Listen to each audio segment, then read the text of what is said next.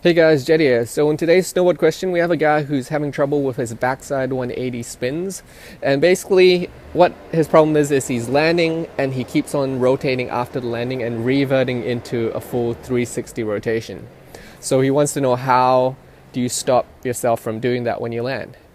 And basically, it's all to do with a blind landing.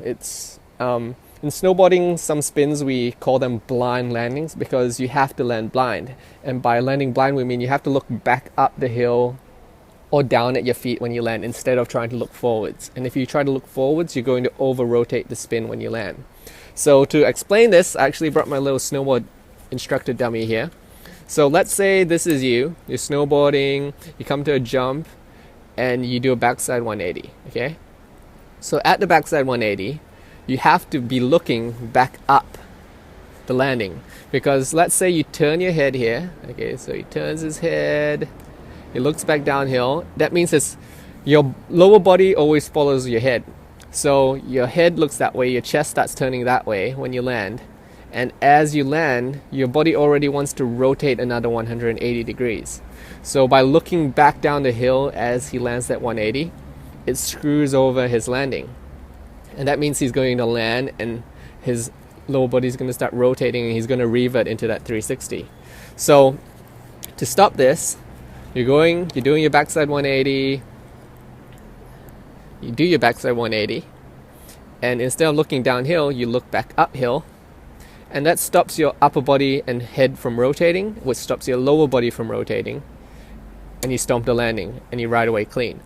So this is a blind landing because it's harder, okay? It's simply put, it's harder to land this way because obviously if you don't look downhill, you don't have as good an idea of where you are on the landing. So it just does take some practice. It takes some practice to get used to looking at the landing and looking back uphill and then landing.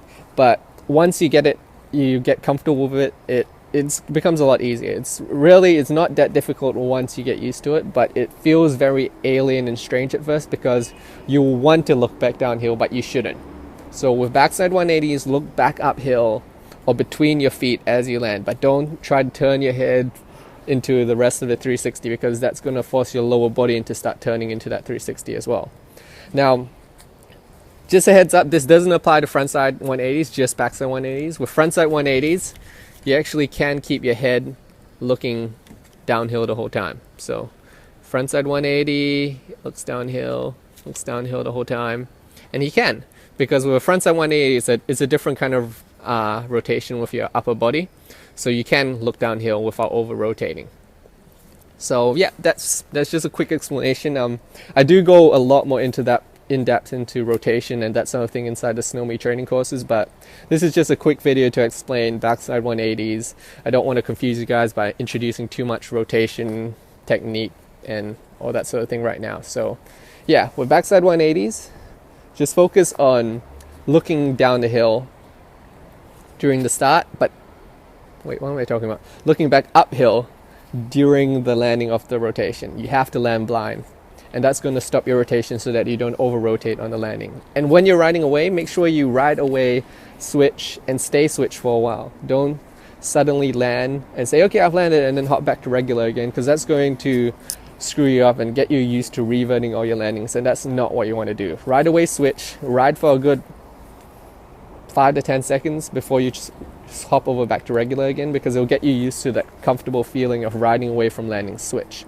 And while we're on the topic, switch riding is great for your backside 180s. You should be practicing your switch riding a lot if you want to do any freestyle, because in backside 180s, you're going to feel so much more comfortable landing that blind landing switch if you're used to riding switch. If you're not used to riding switch, it's going to feel even worse than normal. So switch riding is really, really, really important when you start landing 180s.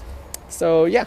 And if you want some tips on learning to ride switch, honestly, it's literally just about putting yourself out there and forcing yourself to ride switch. It feels foreign, it feels weird. People don't like riding switch, but you have to do it. It's just something you have to do to get used to if you want to progress in freestyle. Alright, so that's basically it.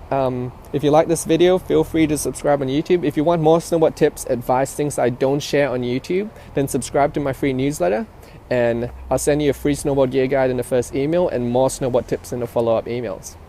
Alright, so and by the way, if you have a question, a snowboard question that you want answered, feel free to leave in the comments or email me or anything like that. Hit me up on Facebook, Twitter, Instagram even, and I'll answer it. I answer every snowboard question that comes in, and I'm happy to help where I can. Alright, so take it easy, and I'll see you guys in the next video.